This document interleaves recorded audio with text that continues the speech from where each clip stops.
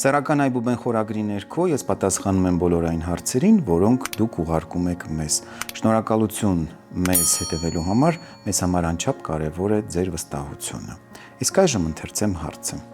Ունեմ վաղաժամ սերմնաժայթքման խնդիր, խնդրում եմ ասեք, թե որքան պիտի լինի սեռական ակտի տևողությունը եւ ինչպես կարելի է այն երկարաձգել։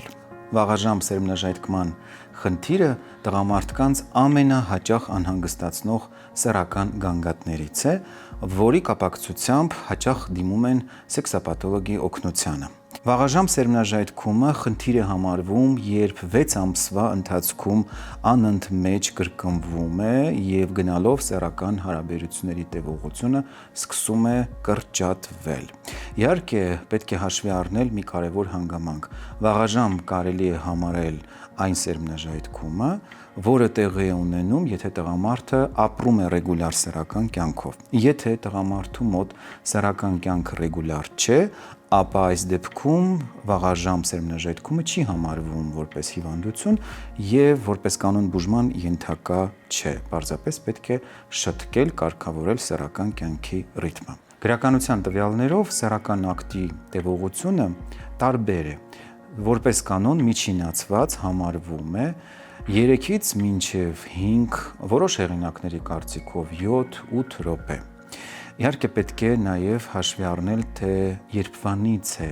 կատարվում հաշվարկը, ոչ թե առաջին բարևից կամ առաջին համբույրից, այլ հաշվարկը կատարվում է անդամի ներհրումից մինչև սերմնաժայթքում։ Վաղաժամ սերմնաժայթքման պատճառները տարբեր են, մենք մեր նախորդ թողարկումների ժամանակ խոսել ենք դրանց մասին։ Հիմնական պատճառները բաժանում ենք երկու մեծ խմբերի՝ հոգեբանական եւ օրգանական։ Հոգեբանական պատճառներն են տագնապը, լարվածությունը, ստրեսը, դեպրեսիան, զուգընկերու հետ կապված անախորժությունները, ոչ ռեգուլյար սեռական հարաբերությունները եւ այլն։ Օրգանական պատճառներից են բորբոքային գործընթացները, սեռական օրգաններում սեռավարակները, տարբեր օրգան համակարգերի հիվանդությունները, օրինակ վահանաձև գեղձի հիվանդությունները, որոնք որպես բարդություն կարող են հանգեցնել վաղաժամ սերմնաժայթքման, սեռական հորմոնների, մասնավորապես տեստոստերոնի պակասը, որը նույնպես կարող է վաղաժամ սերմնաժայթքման պատճառ դառնալ եւ այլն։ Բոլոր դեպքերում կոնկրետ պատճառը հասկանալու համար պետք է անցկացնել մանրակրկիտ սեքսոլոգիական խորհրդատվություն, կատարել զննում, անհրաժեշտության դեպքում նշանակել համապատասխան հետազոտություններ, որից հետո արդեն բուն պատճառը գտնելուց հետո անցնել բուժման։ Բուժումը, մասնավորապես վաղաժամ սերմնաժայթքման, համալիր է։ Օգտագործում ենք ինչպես դեղորայքային, այնպես էլ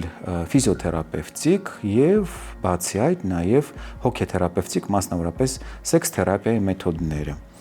Եվ միմիայն համալիր բուժման արդյունքում հնարավոր է լինում հասնել արդյունքի։ Դեղորայքային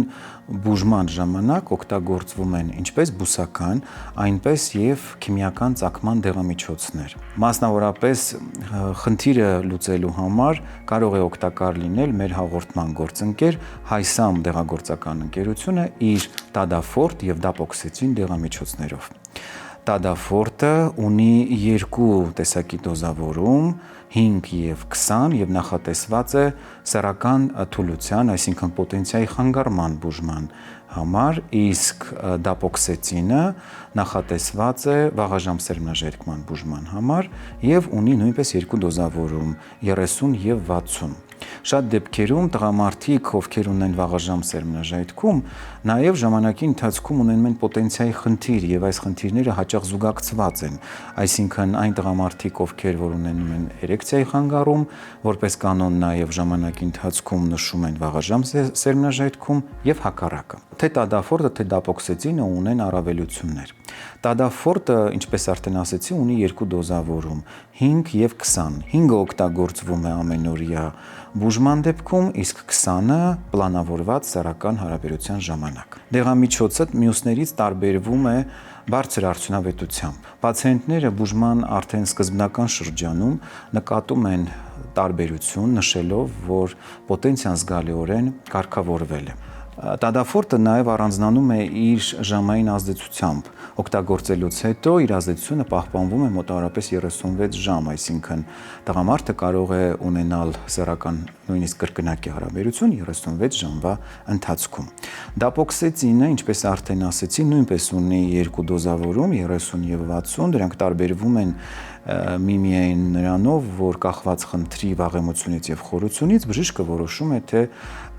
որ դոզավորումը կարող է պացիենտը օգտագործել եւ որքան ժամանակ։ Նույնպես ունի բավականին արդյունավետ ազդեցություն եւ բուժման արդեն սկզբնական ժամանակահատվածում պացիենտները նկատում են զգալի տարբերություն։ Երկու դեղամիջոցների տադաֆորտի եւ դապոքսեցինի միաժամանակյա օգտագործումը ապահովում է բավականին արդյունավետ բուժում։ Դրանով իսկ իհարկե ժամանակի ընթացքում շատ արագ վերականգնելով տղամարդու սեռական խնդիրները։ Եզրափակելով հարցը ուզում եմ ընդգծել, որ սեռական բոլոր խանգարումները, թե վաղաժամ սերմնաժայթքումը, թե պոտենցիայի խանգարումը եւ թե մյուս բոլոր սեռական խնդիրները գործնականում հնարավոր է արդյունավետորեն բուժել։ Պարզապես այցելուն պետք է մանրակրկիտ հետազոտվի եւ ախտորոշվի։ Միայն այս դեպքում է հնարավոր հասնել արդյունավետ բուժման։ Եղեք առողջ եւ լավատես։ Այսօրվա գիշերային զրույցն էլ ավարտվեց։ Գտեք մեզ ATV-ի եթերում ամեն ուրբաթ։ Իսկ համացանցում դա կարող եք անել ցանկացած պահի եւ ցանկացած ժամի։ Թողեք մեկնաբանություններ, տարածեք մեր տեսանյութերը։ Մեզ համար անչափ կարևոր է ձեր կարծիքը։ Մենք խոսում ենք այն ամենի մասին, ինչի մասին դուք ուզում եք լսել։ Գիշերային զրույցները շատ առողջարար են։